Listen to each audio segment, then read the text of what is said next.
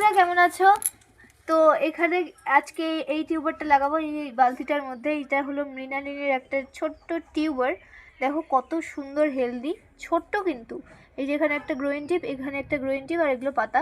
তো ভেবেছিলাম এটা আলাদা জায়গায় রাখবো। আর এই গামলাটা আমি খোল আর গোবর সার পচিয়ে এখানে এইভাবে লাগিয়েছি। এই গামলাটা আর এইটাতে একটু কাছ থেকে দেখো। এই যে আলতো হাতে কিন্তু একটু পুশ করলেই একটু লাগিয়ে দিয়ে হয়ে যাবে। একটু হালকা হাতে একটু লাগিয়ে দিলাম, হয়ে গেল আমার গাছ লাগানো।